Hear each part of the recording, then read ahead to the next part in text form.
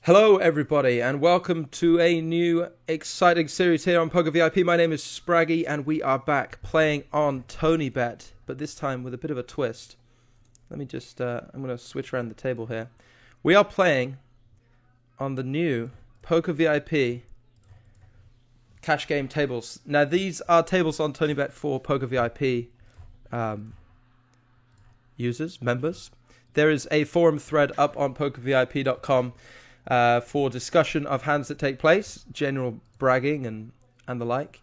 Today we are starting a table and we're going to have some fun with PokerVIP members. So if you see us on these tables, feel free to join in on the action. Today at the moment, it's just myself and John from PokerTube, who I'm sure you guys are very familiar with. I'm somewhat familiar with John's game. I've played a little bit with him in the online Poker League events, but other than that, I don't have too much experience of his game, so we're going to war heads up. We're going to see what happens, and we're going to see, obviously, if I can come out on top here. We're going to talk strategy, we're going to talk dynamics, and hopefully some other people are going to end up joining this game, I would think. So we'll see how it goes. Over here on the right-hand side, we have a pair. Heads up, this is usually... I'm going to start with the call down of multiple streets. This is usually going to be a pretty reasonable spot for it. Spades do get there, so we'll just end up check folding this hand without a spade. If I had to guess, I would say that John is probably going to start off pretty aggressive versus me, and going to be trying to bluff me and show bluffs because, you know, egos are out in play here for sure. So we might have to make some call downs. We're going to start by min opening every single or most buttons against him.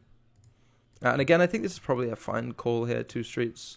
I have auto rebuy. Let me retake here. I think this is going to be a fine call for two streets. And fold the river with this combo.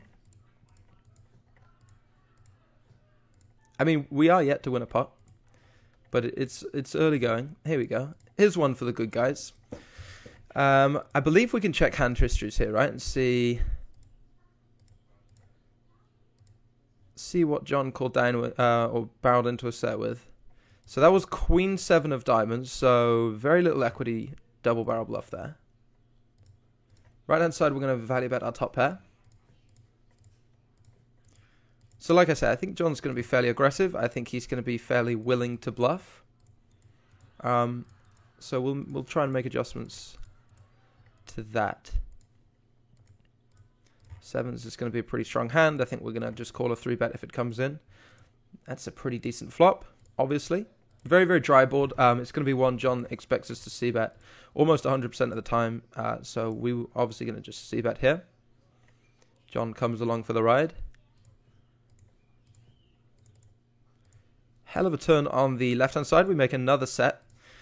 We don't really rep too much with a raise. And I think I am going to raise... A lot of our hands that want to raise will actually bet flop, so one of the few value combos we have is pocket threes, and this one might send John for a bit of a loop, so we will raise it on the turn, and we'll just carry on with a half pot bet size on the turn with the 7-7. We do get called here, which is pretty good. So my range for raising the turn, value combo-wise, is like not very wide at all.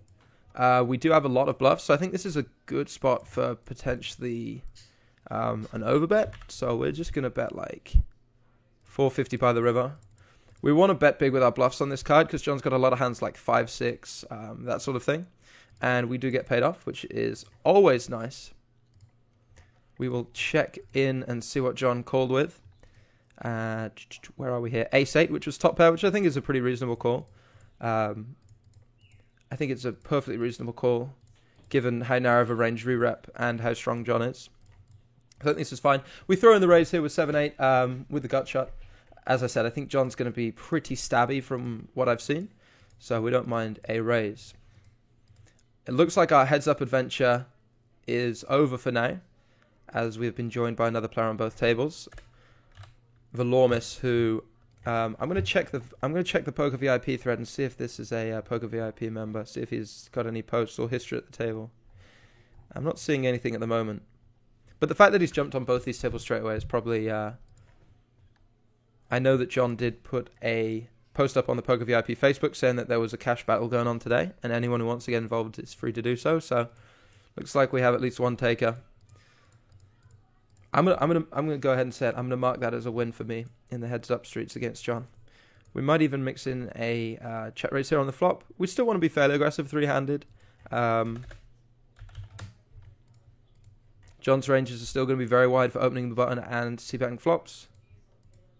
I think with a gut shot here, we are better to check raise than we are to check call. And we get that one through as well. I really want a 2.5x open the button. Now, TonyBet software, I've got to say, is very nice. Some of the smaller sites have software that can be a little bit tilting or whatever, but this I got to say, this is where it's at. John squeezes from the big blind. I think his squeeze here is going to be fairly wide. I am going to go ahead and put in the 4-bet bluff. I think Valormis is really a non-factor in this hand since he just called in the small blind. His range is never going to be strong enough to continue. We have a suited king, which I think is a reasonable hand to 4-bet, especially against John, who I think is going to be 3-betting just a hell of a lot from this spot. So we'll apply some pressure with the 4-bet, obviously folding if John decides to come over the top. But he does not. And in the early goings, I feel like we're doing all right. We're doing okay. We're going to go with the 3x open, small blind versus big blind. We want to encourage fewer calls when our opponent has position on us. But yeah, as I was saying, I really like this software on TonyBet. It's very smooth, very quick, very simple. It's very nice. And on Christmas, they had the button was a little Santa hat or something, but not Christmas anymore, besides the point.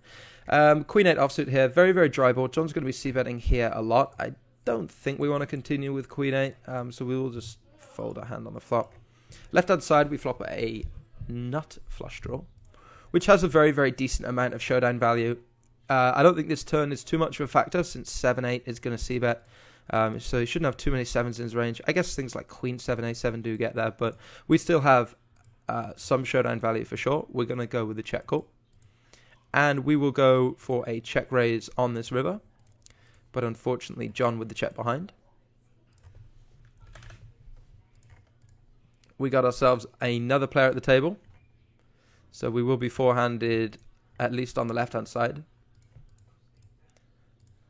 I mean, I would have liked to have played John heads up for a little bit. We managed to do battle for what did we have here, about 5 minutes, but looks like these tables are filling up. That's okay. We can test our metal against these guys.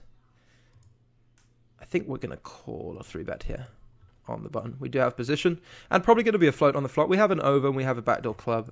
John doesn't bet. We will check behind with our ace high. I think typically John's going to c-bet almost all of his 10x hands. When he doesn't c-bet this flop, I think it would be indicative of him having at least some showdown value. Like if he has a hand like Queen Jack, King Queen stuff, I think he would bet flop. He would want to bluff this texture. So I imagine he's got some showdown value, which we can't really get him to fold. And I mean, if he doesn't decide to c-bet with those hands, then our ace high is going to be good. So I don't really see any reason to bet here. We'll just take it to showdown. And he does have the 9s that, like I say, we're pretty sure he had some pretty reasonable showdown value there that we weren't going to get him to fold. So happy just to take our showdown with the ace high. John comes in with a raise. We're definitely going to be 3-betting here. We obviously already developed a somewhat aggressive dynamic with the 4-bet bluff on the right-hand side. So this is a really good spot for us. We can potentially get 4-bet by John. In that case, we would just shove it in. But he folds. Don't I run good? Always nice to run good in the videos. So we're going to come in with a 3-bet again. If not, as played, just raising into John's big blind. Unfortunately, no action on the ace and the ace. We're four-handed now on the right-hand side as well. We're going to go with the open with the jack-9 from the cutoff.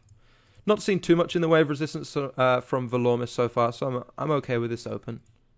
And definitely okay with the opening of the ace-queen.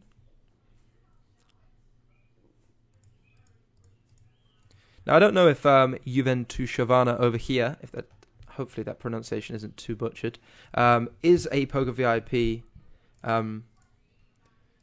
member or forum user or a video series watcher, but or whether they've just seen that there's a game running here on TonyBet and jumped in. But they are short for four euros, which is a little unusual. I think Hichichi seems to be more of a regular, playing both tables with 10 euros. But not making any judgments. I think we're just going to fold here with the 6-7 off, so it's a pretty crummy hand. We do want to defend our big blind fairly wide. I think if there's a small blind open, we'd be okay to take a flop, but at a position against someone we know nothing about, I'm kind of okay with just folding here off the bat. So the idea for this series is going to be to... we're going to go for 30 minutes today with this lineup, but it will be a 4-part series, so in the future, if you're on TonyBet and you see myself playing in this at these tables, the Poker VIP cash game tables, feel free to join in, because the chances are that I'm probably making a video, so it'll be your opportunity to, I guess, feature in the video, get involved, and like I said, there is a forum thread over at pokervip.com with people discussing the hands that get paid, and a little bit of smack talk as well, if you will. I actually don't need these headphones on since I'm not listening to anything. I was just testing the sound levels before we got started here, which are hopefully all good. And we've made a pretty positive start. I want to be a winner in our first session so that I can head into the thread and brag, especially against John, of course. But things going smoothly so far. Got to keep an eye on our opponents on the other tables as well. I think this guy is now joined both tables. Maybe he's just a short stack player since he's on both of the tables here. Perhaps he just prefers to play with the 40 big blinds, which is kind of an awkward stack size to play against. I remember I used to play a lot of cap games, 20 big blind cap games, heads up. So I'm okay with, playing against 20 big blind stacks. So it's a lot more push fold scenarios against a 20 big blind stack. 40 big blind stack can get a bit awkward because you're kind of in the middle there of, just jamming over raises pre-flop is a little bit too deep, etc. So not something I'm hugely familiar with playing against, but I'm sure we will give it a decent shot. We don't get a c-bet here from Velormis, so I'm just going to stab with my 2 overs. Blind v blind, I would imagine his range for raising the small blind is going to be pretty wide. Most of his flush draws will probably c-bet, so I don't envisage him having too many flushes in this spot. There's going to be a lot of middling sort of hands like ace-5. Our bluffs probably do want to have a heart, but I think he's probably pretty unbalanced in that he doesn't check call enough flush draws, so I think we can get away with an overbet on this turn, especially when we pick up good equity and the board texture changes a lot. I think we're just going to get folds a huge amount of the time, so we'll go for the double pot bet on the turn, and that goes through. Now we're getting a great price on the right, but Jack 6 off is a real crummy hand, so we're just going to let these guys do battle. And obviously come in with a 2.5x open on the button with Queen 8 off. I think it's okay. We do want to be a little bit careful with our button range. Doesn't get too wide, just because I think John will be playing back at us quite a bit, flexing his poker muscle. But I think this is just about all right to go for the steal. Curse of the commentator. There's the 3-bet, and we are going to have to fold that hand.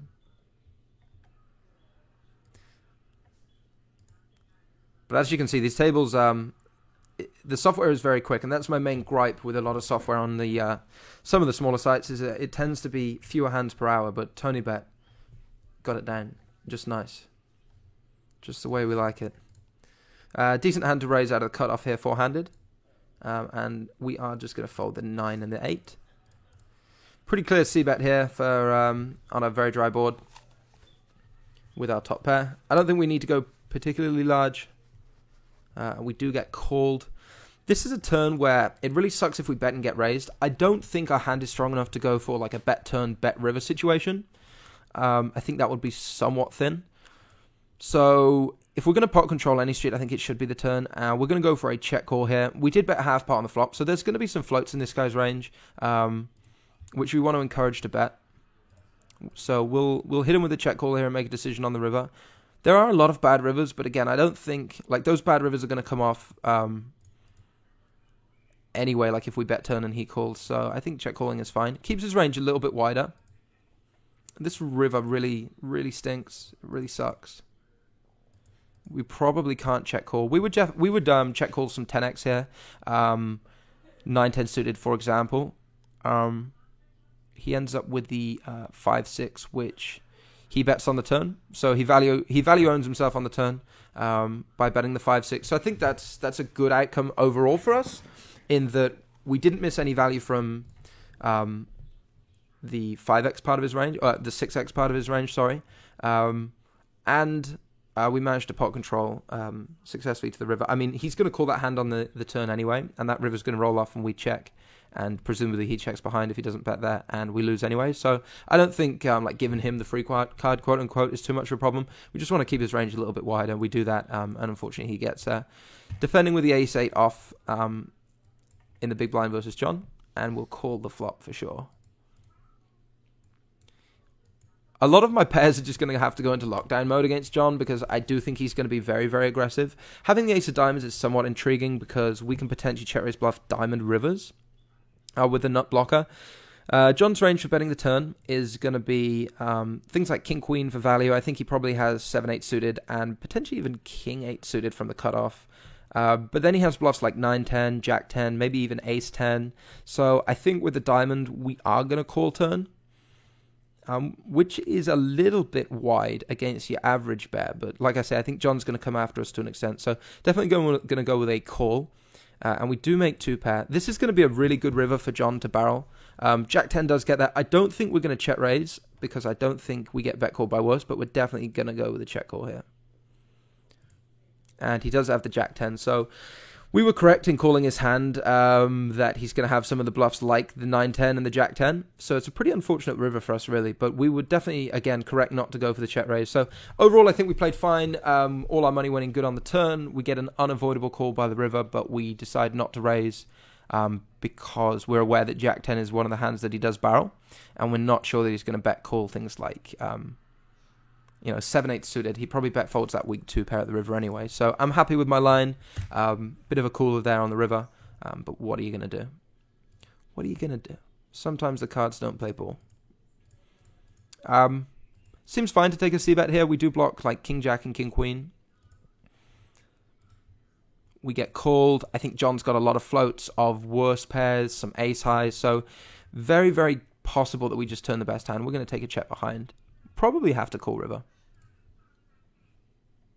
I think if John has a 3, he's going to check raise flop some percentage of the time, just because it looks so bluffy. I think he's always, and I do mean always, value betting a king at this river. So I'm very tempted to go for a value bet with queen jack, try and get called by like pocket 7s. I wonder if we could overbet, really. I really wonder what overbetting would do here. Just because I really don't rep anything with an overbet. So if he has a bluff catcher like pocket 8s, I think there's a good chance he looks me up, So I'm actually going to go with it. This is a very unorthodox play. I wouldn't try this against an unknown. But against my man John, I think this could be a pretty interesting decision. Because he expects me to bet all my kings, all my 3s on the turn. So what do I rep here for value? Pocket 4s? That's 3 combos that I probably don't even bet on the flop. So I'm repping very, very narrow. So I think we can get called by pocket 8s, pocket 7s, maybe even an ace high. But like I say, very unorthodox. Don't try this against unknowns, but with the dynamic in play, we're going for it. And he's into the time bank.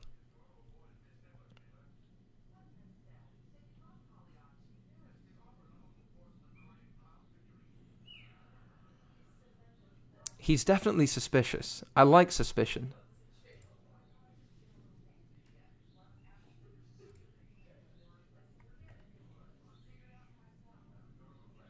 This one's definitely going to be posted on the forum if we get a call here. Oh.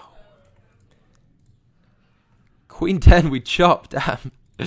Damn it. He definitely wasn't expected to see that hand. That's a shame. But I think he probably does call with like pocket 8s and pocket 9s, pocket 7s, since they're pretty much the same hand. I'm either bluffing in this spot, or like, if he's calling a queen in that spot, he expects me to at least have some bluff. So I think we would get called by like 8s and 9s as well if he had them. We end up chopping the pot, which is pretty funny. But it's a spot where John is just leading every better hand at the river. So I think we can basically do whatever we want, since our hand is very, very, very seldom behind. Because he's just going to value bet a king against me. He's going to value bet a 3 against me. So we can play pretty much as we want on the river. That's how I expect John to be playing anyway, at least. Defend the king 3 of hearts, and this flop is just not going to be something we want to go further with. Not going to invest any more here. Fun hand on the left, though. That was certainly a good time. I don't think I want to bluff. I mean, it's a very, very insignificant small pot. We're just going to give it up. Hey, we could beat like 6-7 of clubs that doesn't put any money in, right? But just folding now. 6-4 off a little bit wide to open on the button, especially when John's in the big blind and like a coiled spring waiting to pounce and 3-bet me.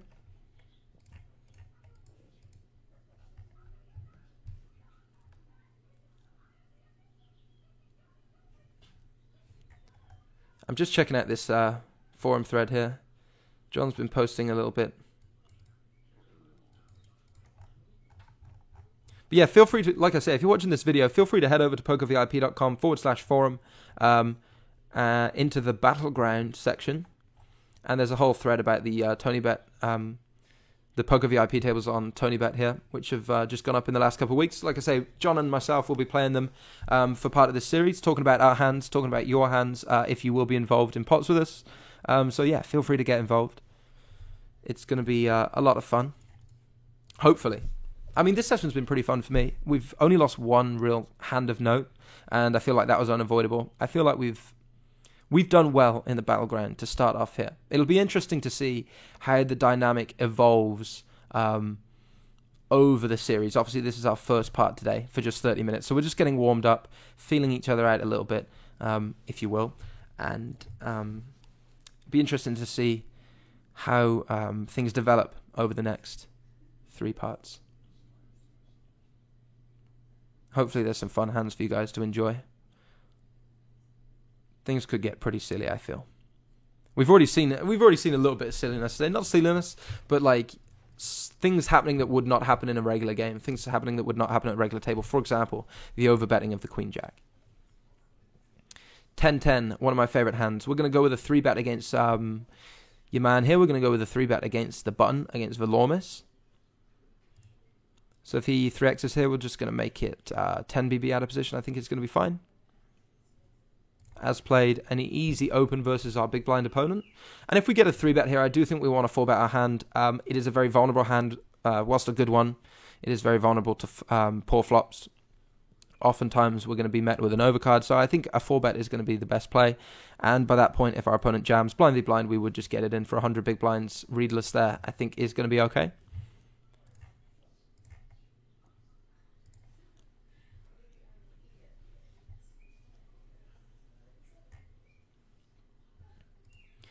John coming in with a raise on the right. I would love to get involved. Unfortunately, 2-4 off is as bad as trash as it gets, so we're moving out of his way.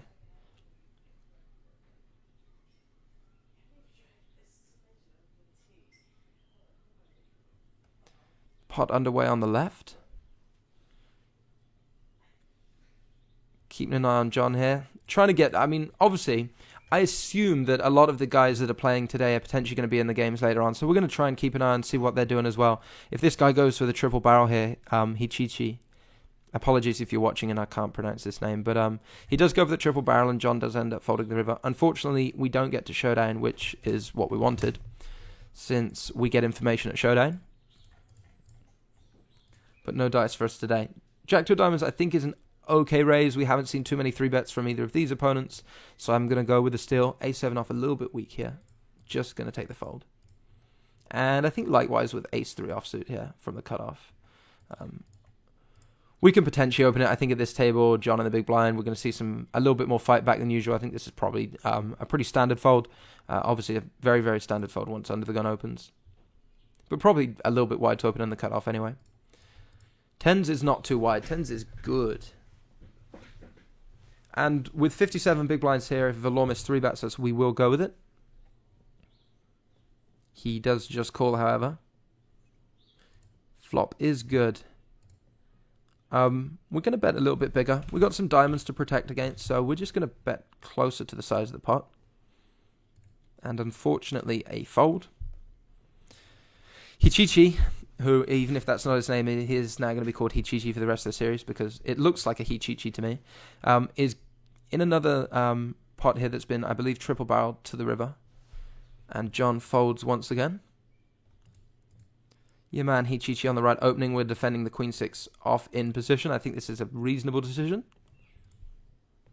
We do want to call pretty wide in our big blind to defend. I apologize for the webcam getting a bit darker here. The lighting's not great.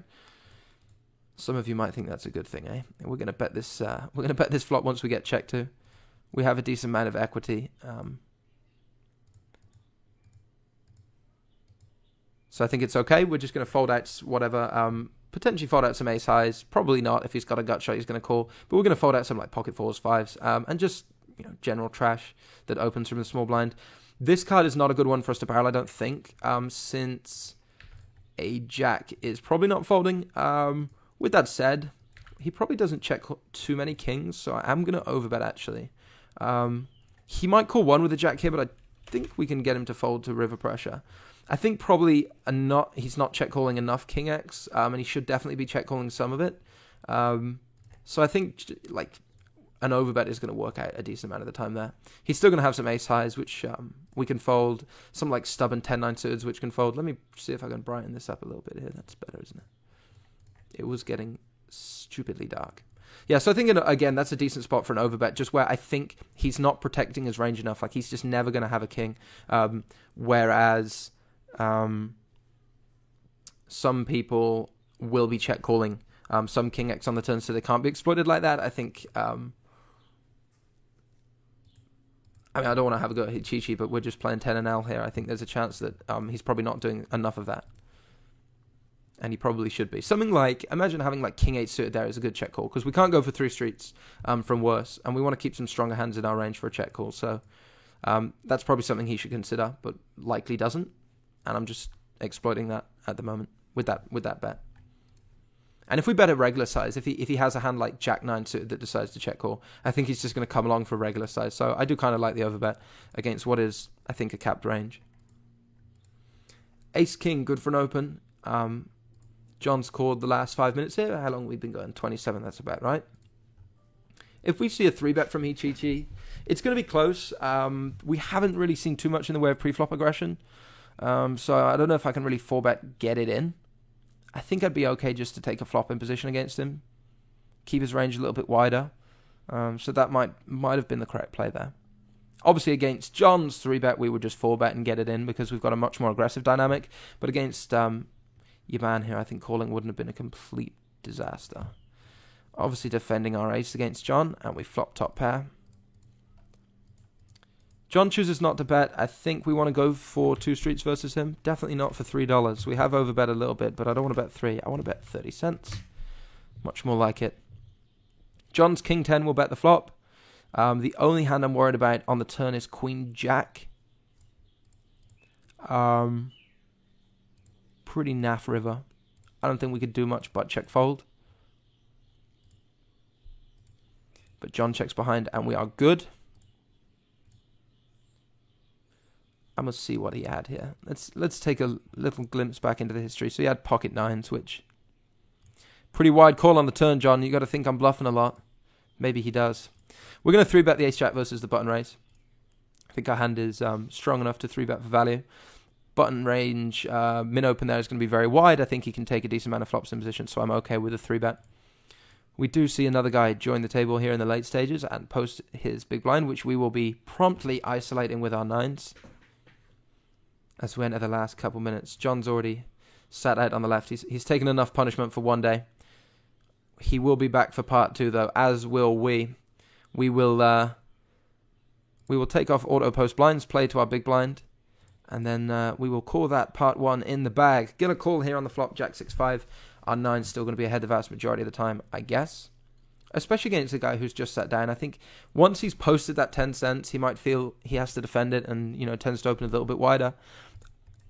Typically, I would check behind here, but I think against this player, keep thinking I'm going to bet $7 here. I'm not. I think most of his jacks bet the turn, so we're going to go for value on this turn card from things like 6-7, 5-4 suited, maybe some club draws that he doesn't barrel. I think I'm okay with the value bet here.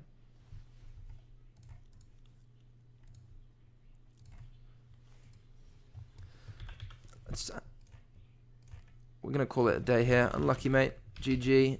We all have bad games. Keep your chin up. It wouldn't be right to not get in the chat here whilst we're playing. I've no idea what this GFY abbreviate would stand for.